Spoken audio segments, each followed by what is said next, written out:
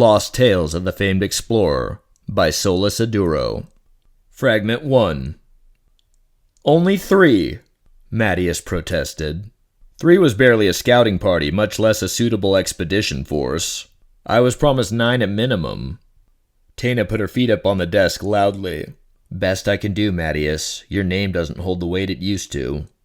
Matius knew it was true, but this was the first time one of his own friends had said as much.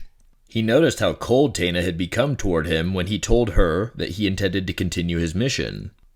10 years gone, he had been at the head of an Imperial-sanctioned excursion to properly chart the province of Blackmarsh. The borders had been defined well enough, but information about the heart of the swamp was scarce and unverifiable. Even the established description disseminated by the Empire to citizens was a stitched-together narrative from numerous questionable accounts. The venture was considered a failure. His crew had dwindled one by one as the expedition stretched on, either through death or desertion. Taina had been the only one to stay with him, but she contracted a disease that made her delirious and unable to remember the last days of their journey. And so, when Matius had returned to the college, speaking of lost cities and ancient civilizations, he found himself against a wall of skepticism with no other witness to verify his claims. His relationship with Taina was never the same after that. The marsh had changed both of them, and the aftermath had not been easy either. He had hoped they could mend old wounds and return together, but Taina had flatly refused him, saying she would never return to Blackmarsh. She did offer to help him put together a crew, and Matius knew he should be grateful that anyone would help him at all. At least tell me they're seasoned. He had to hope for that, if little else. You're in luck, Taina said, glancing over some papers.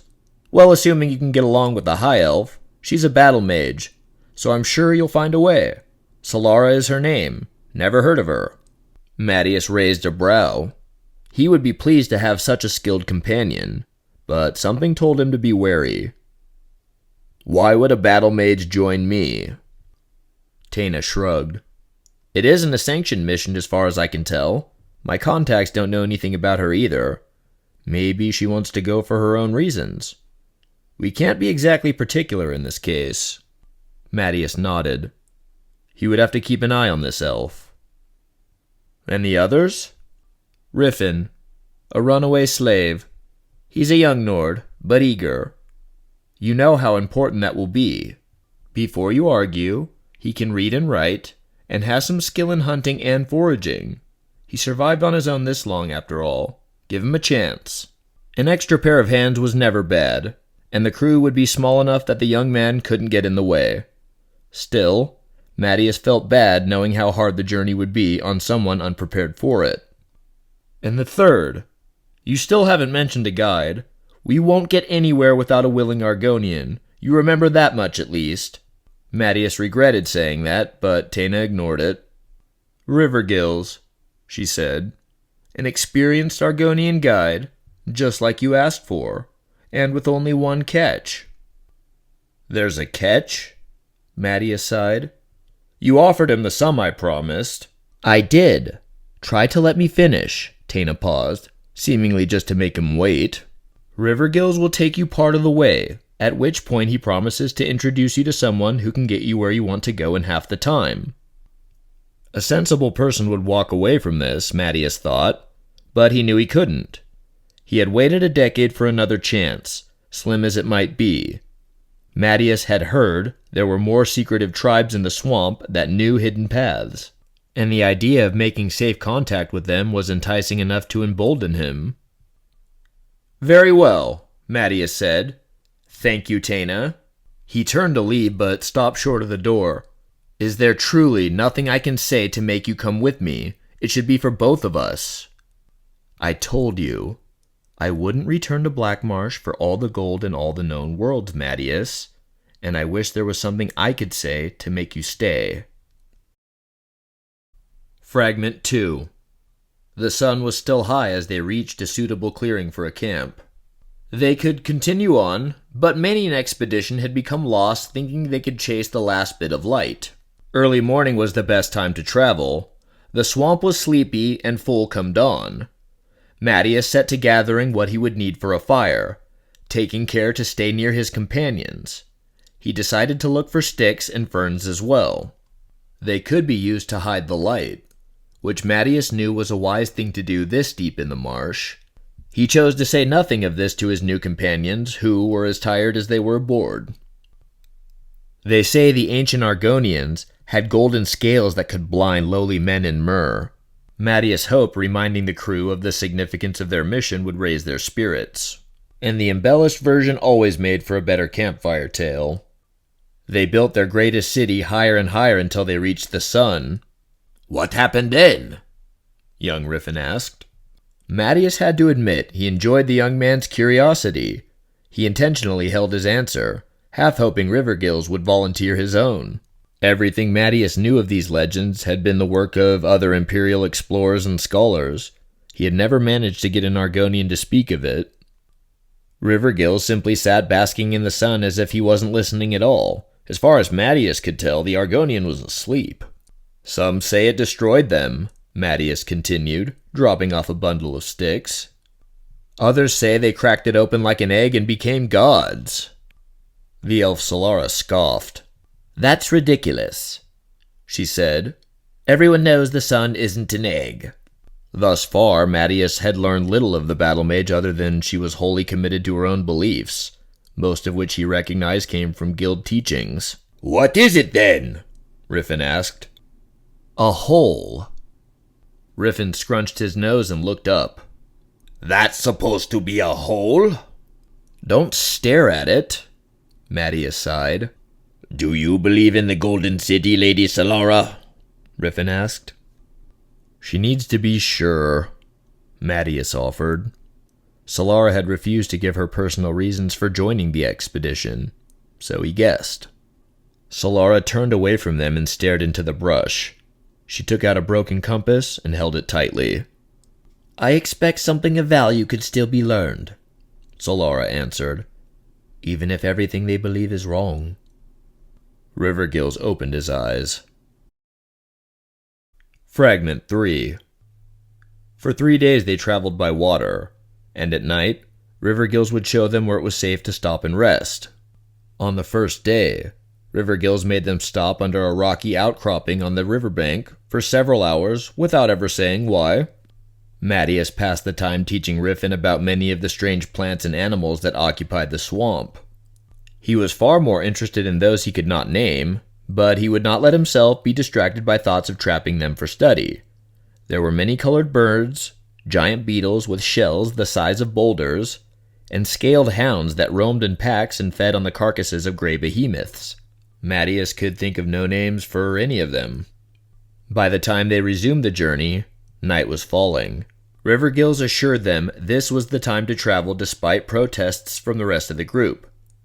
Matius made the call to trust their Argonian guide. And so down the river they continued.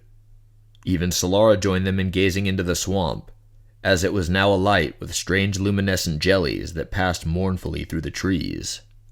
On the second day, Riffin spotted something and called out. "Look!" Solara gasped. Matius turned to look and was stricken as speechless as the others. Rising from the mire were great wings of metal, like the wings of a moth. Even through the moss and the muck, Matius could make out the twin domes of layered glass eyes. He wondered how magnificent such a thing must have looked whole, whatever it was.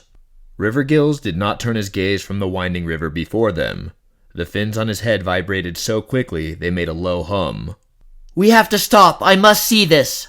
Solara's voice carried a tremor. She held a hand out to Rivergills. "We cannot stop," Rivergills said patiently. "A leviathan has been trailing us for some time now." Solara paused only for a moment, and then jumped from the raft, causing the rest of them to struggle to keep their footing. "Solara!"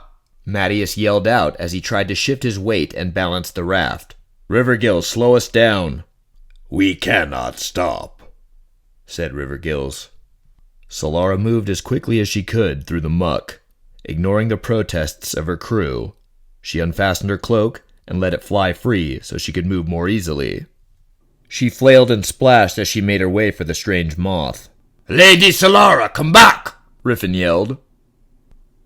She trudged slowly now, struggling in the mire. She stopped and began to whisper words of power Matius assumed would aid her movement. He saw she had the broken compass in her hand. Suddenly, it was as if the swamp itself dragged her down and swallowed her up. She disappeared without making a sound and never resurfaced. Solara's cloak drifted listlessly, the clasp of her order the only thing remaining of her story. "We cannot stop," said Rivergills. No one argued. In fact, they did not speak again that day. At night, they slept in a tree the size of a village. The next morning, Matius woke to find Riffin was gone. He had left a note saying he had seen the torchlight of a nearby settlement and was going to see if they could help him get back to civilization. He apologized for abandoning them. Matius knew the young man was already dead. Rivergills made no comment when Matius said they were now simply two. That day, they finally returned to hiking, and though it was difficult terrain, Matius found he preferred it. Still, his thoughts were troubled by the memories of his previous expedition as they traveled. Rivergills would not take him much further, and Matius had no idea what to expect from the next guide. He remembered what it was like to be afraid, and alone, in Blackmarsh. On the third night, Rivergills expanded his fins and began to hiss, and then bade Matius to take shelter in a cave. Rivergills remained outside, and for the remainder of the night Matius could not sleep. All through the night, he swore he could hear chanting and the hissing of snakes. The Argonian reappeared in the morning as if nothing had happened. "Nabuta will see you now," Rivergills said, and when he left, he never returned. Fragment 4. There was the sound again. Matius waved his torch fruitlessly. He could see nothing in the choking mist. He held his cloak to his mouth with his free hand and ran deeper into the cave. He caught sight of the creature's shadow, massive and bulbous. It was following him. He ran on, gasping for breath. He heard an echo of belching laughter. It went on until Matius thought he must be going mad. Then he heard the crunch of bones under his feet. The mist cleared and he found himself standing in a chamber lined with skulls of all shapes and sizes. Bones of things he didn't recognize littered the floor. He thought of the vile voroplasm, said to eat creatures whole and spit out their bones. "That will be my end," he breathed. He should have known the Argonian was lying. Matius felt the air in the chamber change. There came a stench so foul that it burned his nostrils. A voice bellowed, "Another fleshling come to deal with Nabuta. Speak in the hole before I swallow." In the dim torchlight, Matius could just barely make out the grotesque creature's form. This was no plasm, though it glistened with a disgusting wetness. It was some kind of giant toad with a rotund belly and a squished, slug-like face. The eyes were the worst of all, and in them, Matius saw forbidden knowledge and boundless horrors. He steeled himself as the creature's throat bulged. Forbidden knowledge was why he came to this decrepit place after all. The creature swallowed, and suddenly it was looming over him. Nauseating fumes trailed from its nostrils. "I seek the path to the golden stair," Matius spat out. He was not proud of how his voice cracked. The creature reared back and either choked or laughed. It belched after. Matius knew, for he nearly fainted. "I can show you," the slug thing croaked. "For a price." "Of course, good Lord of Muck," Matius said, wishing he hadn't. He knew better than to think he could appease this thing with flattery. Best to just stick to business. "What will this information cost me?" Fat Arms reached into a pocket. Matius had not even noticed the creature was wearing tattered robes of green and brown. Nubby wet fingers produced a sparkling yellow gem set into an ornate golden amulet. It was flawless and gleaming, but Matius was no novice to cursed relics or strange gems. He drew his sword and waited. His heart raced, though whether with fear or excitement he couldn't tell. Was this a relic of old Argonia? The creature's chin wiggled grossly as it laughed. It draped the amulet across the horned skull of some ancient beast, leaving it dangling there, glinting in the torchlight. You will take this to the Golden City for Nabuta. That is the price. Matius furrowed his brow. And what am I to do with it once I get there? You will know, Nabuta whispered. Matius's skin crawled at the way the words tickled the inside of his ear. Just before you die. For a moment, Matius thought the creature was right beside him, but he blinked and saw it had not moved. Tell me the way, he managed to say. You cannot get there from here, said the Lord of Muck. You must go as deep as roots in water, down and around and between places even your gods have never seen. Matius found himself unable to speak as the creature burped and finished. I will take you as far as Zulaxith. Matius breathed despite the stench and sheathed his blade. He stepped forward and picked up the golden amulet. It felt warm. I don't plan on dying, he said, slipping the amulet into his pack. I hope that won't disappoint you. The creature's belching laughter echoed until Matius found himself standing alone, the light of his torch nearly burnt out.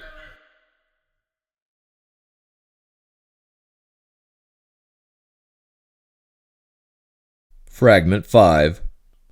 Matius retched, either from the stench of his traveling companion or from slipping upside down through the marsh again. The slug thing Nabuta laughed. Well, you see, little wrestling. This realm is deeper than it is wide. Matius didn't see it all. It was the third time they had slipped into the river, as Nabuta called it, and each trip only made him more disoriented.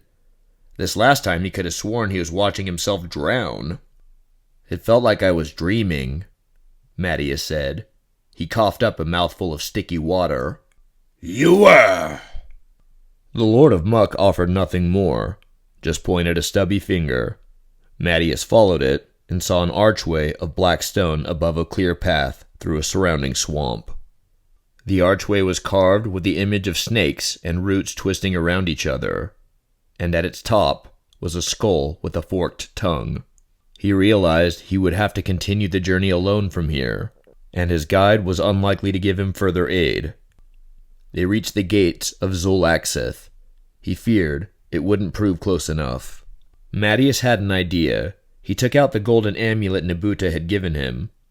You have honored your word, Lord of Muck, Matius said. And I will keep mine. I will see this gem return to the Golden City if I ever find my way. Nabuta burped and growled. Its strange eyes considered the amulet for a moment. Stay on the path until you see a temple that bleeds shadows. It is a place of death. Do not enter it. When you stand before it, find the sun in the sky and walk that way. You will know when you are there. Matius was about to protest when the Lord of Muck suddenly slithered back into the river and was gone. For a moment, Matius felt panic grip his chest. His companions had deserted the journey one by one, and suddenly he wondered if they had been right. He considered abandoning his mission for the briefest of moments before realizing his only path forward was the one of black stone. The river had dried up under his feet. Matius gathered his courage. The amulet was warm in his hand. He stepped under the archway and onto the path. Fragment 6. The ancient Argonian strode towards Matius then, screeching in some guttural tongue. It was 2 heads taller than the average Saxhleel, with golden scales, bright feathers of red and purple and green, and great curving horns. Over its head was a mask of gold, carved with the visage of a bird. It wore feathered robes and golden bangles, and when it spread its arms, it appeared to have wings. Matius could hardly tell where the creature ended and its ornamentation began. He had no time to ponder it, as the golden terror raked at him with painted talons. It roared a curse, though Matius could only translate 3 of its words: sun, fire, death. Matius staggered back, unable to draw his sword as the creature bore down on him. It was clawing desperately at the yellow gemstone around his neck. Matius heard the gemstone break. Yellow dust floated through the air. The Argonian was very still then. Matius breathed a sigh of relief that he had killed it at last. His arm was tired. Suddenly, it moved again with blinding speed. He half expected to hear the snapping of his own neck, but it just held him in a vice grip. The golden mask slipped from one side of the creature's face. Now it was not a bird or a lizard, but a snake. He saw that its scales were not gold but painted, and the mask had worn away some of the paint. The scales were black and white and mottled, falling away from a dead thing. Its eyes were hollow sockets, but the dust flowed into them until they were yellow. Out of fear or courage, Matius struck once more, plunging his sword into the snake. At the same time, the golden mask slipped off and clanged to the floor. There was blood on the inside. Matius saw the snake's face was changing over and over again. 12 times it changed before it was a snake again. He had forgotten about killing this creature, forgotten about fighting for his own life, even forgotten why he had come to Blackmarsh in the first place. All Matius knew then was terror. He was falling, then flying. The world rushed up to meet him, all fire and glory and madness. He felt a current on wings he didn't remember having, and he soared. He flew over cities of gold and cities of black stone. They were endless, like the hist that cradled them. The sky was aflame, and the sun was a pit. Still he flew, for he had not the strength to do more than let the current carry him. He came upon a tower. It was tall and vast, and many trees grew from its many layers of marsh. Creatures lived and died without ever knowing a world outside the tower. At its top was a tree that bled fire. Other winged things that looked like him circled it. They cried out in words he understood but didn't know. He felt a deep sadness as the tower fell away. He looked up and saw other worlds and other towers. They were spinning wheels, and they got crashed into each other, and their spokes got tangled up, and they broke each other. And he saw that his world was breaking too. But quick as a snake, a shadow came up and swallowed the roots of the tower so they would not break. Still he flew. There was only fire and darkness then, and so much noise. But he was too tired to be afraid, and so Matius slept, and drifted away into a black sun.